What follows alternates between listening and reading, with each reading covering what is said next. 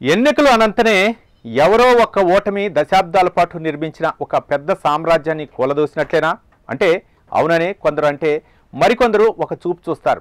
నిజమే, రాచరికంలో రాజ్యాల మధ్య యుద్ధాల్లో ఓటమితో సామ్రాజ్యాలు కూలిపోవటం, కొత్త శకం షురూ కావటం మామూలే.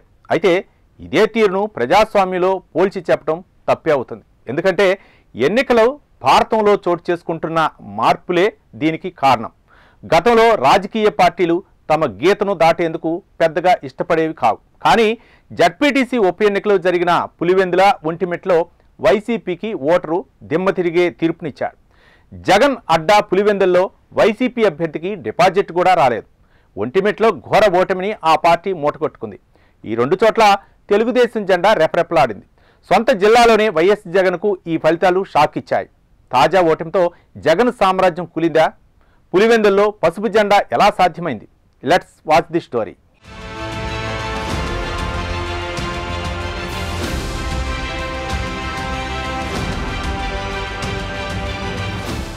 పులివెందుల నిన్నటి వరకు వైఎస్ జగన్ సామ్రాజ్యం. ఆయన తండ్రి వైఎస్ రాజశేఖర రెడ్డి 1978లో రాజకీయాల్లోకి వచ్చారు.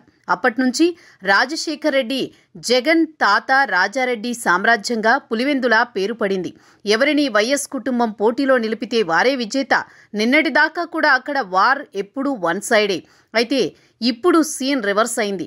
తాజా పులివెందుల ఒంటిమిట్ట జడ్పీటీసీ ఎన్నికల్లో టీడీపీ విజయం సాధించింది. నిజానికి పులివెందుల ఉప ఎన్నిక అనేక కారణాల వల్ల జగన్ పార్టీకి చావు గెలుపు సమస్యగా మారింది. ఇక్కడ ఓడితే పార్టీ క్యాడర్కు ప్రతికూల సంకేతాలు వెళతాయని జగన్ అండ్ కో తీవ్రంగా మదనపడింది.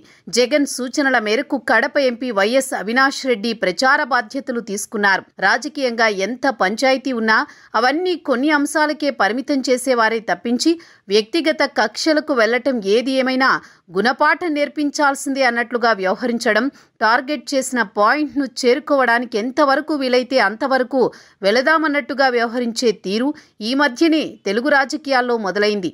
దివంగత మహానేత వైఎస్ రాజశేఖర రెడ్డి 3 దశాబ్దాల క్రితం రాజకీయాల్లోకి వచ్చినప్పటి నుంచి పులివెందుల వారికి పొలిటికల్ అడ్డాగా మారింది.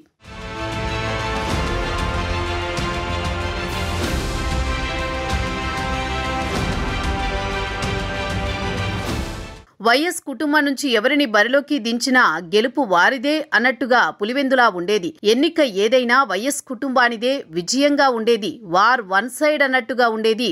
పులివెందుల జడ్పీ స్థానానికి జరిగిన ఉప ఎన్నికల్లో ఓటమి ఎదురు కావడం ఇప్పుడు సంచలనంగా మారింది.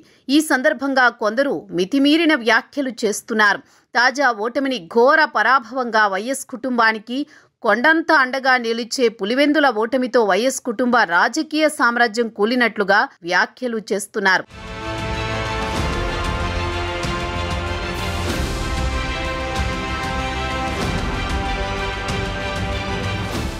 ఈ తరహా వ్యాఖ్యల్లో పసలేదన్న విషయాన్ని రాజకీయంగా అవగాహన ఉన్నవారెవరైనా ఇట్టే చెప్పేస్తారు. ఇప్పుడున్న రాజకీయ వాతావరణంలో అధికార పార్టీ ఒకసారి డిసైడ్ అయితే ప్రత్యర్థికి ఎంత బలమున్నప్పటికీ ఓటమి పరిచయం కావడం ఈ మధ్య అలవాటుగా మారింది. విపక్షంలో ఉన్నప్పుడు చంద్రబాబుకు పెట్టని కోటగా ఉండే కుప్పం స్థానిక సంస్థల ఎన్నికల ఫలితాలు ఏమయ్యాయి?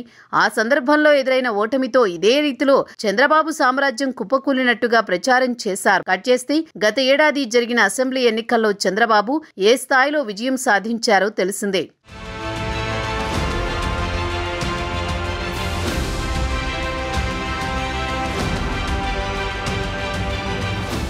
అప్పటి సీన్ ఇప్పుడు రిపీట్ అయ్యిందని చెప్పాలి. అయితే కొందరు కుప్పాన్ని పులివెందులను ఒకేలా చూడలేమని చెబుతారు. కానీ ఆ వాదనలో వాస్తవం లేదు.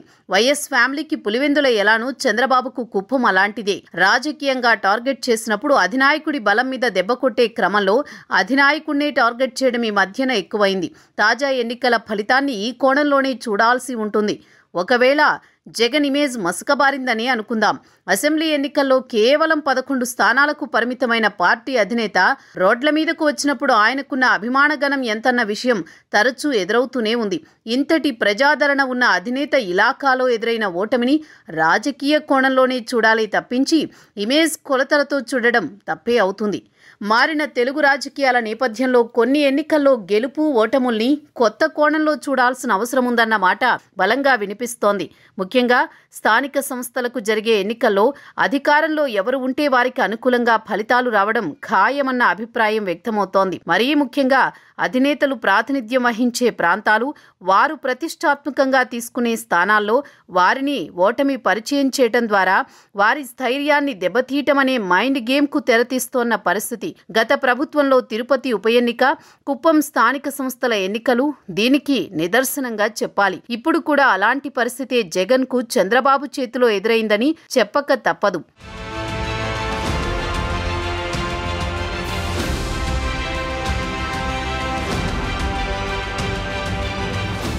అంచనాలు వారివి. బరిలో ఉన్న ప్రధాన పార్టీల అభ్యర్థులే కాదు, పోటీ చేసే వారిలో చాలా మంది తామే విజయం సాధిస్తామని, అందుకు అనువుగా ఉండే అంశాలు బలంగా ప్రస్తావిస్తూ ఉంటారు. తాజాగా ఏపీలో జరిగిన 2 జెడ్పీ ఉప ఎన్నికల వేళలోనూ ఈ తరహాలోనే అంచనాలు సాగాయి. 2 ప్రధాన పార్టీలు ఈ 2 ఉప ఎన్నికల్ని ప్రతిష్టాత్మకంగా తీసుకున్నప్పటికీ అధికార పక్షానికి ఉండే అడ్వాంటేజ్ ఏమిటన్న విషయం ఈ ఎన్నికలు మరోసారి నిరూపించాయి. పార్టీ నేతలు, క్యాడర్ కష్టపడి పనిచేస్తే సరిపోదు. ఎన్నికల వేళ ప్రత్యర్థి పార్టీకి మించిన కసి ఉండాలి. అది పార్టీ అధినేత మొదలు కార్యకర్త వరకు.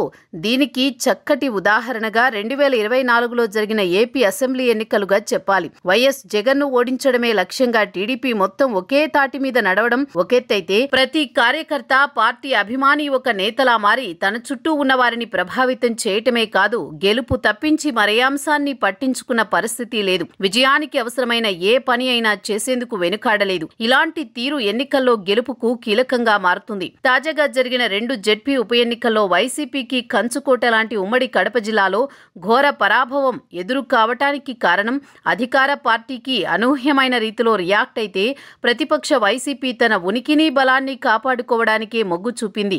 అంటే అధికార పార్టీ విజయం మనదే, ఏం చేసైనా సరే పసుపు జెండాను విజయకేతనంగా మార్చాలన్నదే లక్ష్యంగా వ్యవహరిస్తే, వైసీపీ మాత్రం గెలుపును నిలుపుకునే ప్రయత్నం చేసింది. ఇందుకోసం డబ్బుల పంపకాల మీద ఎక్కువగా ఆధారపడినట్టు చెబుతున్నారు. అదే సమయంలో అధికార టీడీపీ విషయానికొస్తే, జగన్ పార్టీకి ఏమాత్రం తీసిపోని రీతిలో ఖర్చు చేయడం, పంకాలు చేస్తూనే ఆ స్థానాల్లో కొన్నేళ్లుగా ఓటు వేసేందుకు ఆసక్తి చూపని సెలక్షన్లను ఓటు వేసేలా చేయడం కీలకంగా మారింది. ఉదాహరణకు పులివెందుల జెడ్పీ ఉప ఎన్నికనే తీసుకుంటే, ఈ జెడ్పీటీసీ పరిధిలో మొత్తం 10,601 ఓట్లు ఉన్నాయి. అందులో రాగిమానిపల్లె, అచ్చవెల్లి, ఎర్రవెల్లి, ఈ కొత్తపల్లె, కనంపల్లె పంచాయతీలు ఉన్నాయి. ఈ గ్రామాలు అన్నింట్లోనూ వైఎస్ ఫ్యామిలీకి గట్టి అభిమానులు ఉన్నారు. వారంతా కరడుగట్టిన వైఎస్ అభిమానులు, బలమైన మద్దతుదారులు.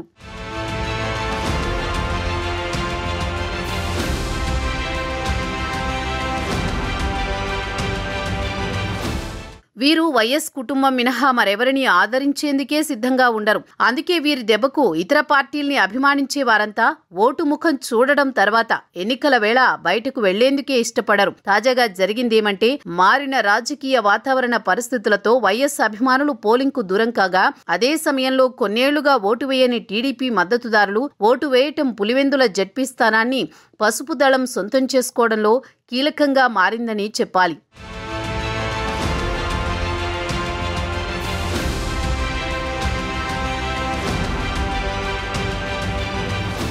దీంతో పాటు టీడీపీ నేత బీటెక్ రవి అనుసరించిన వ్యూహం బాగా పనిచేసింది.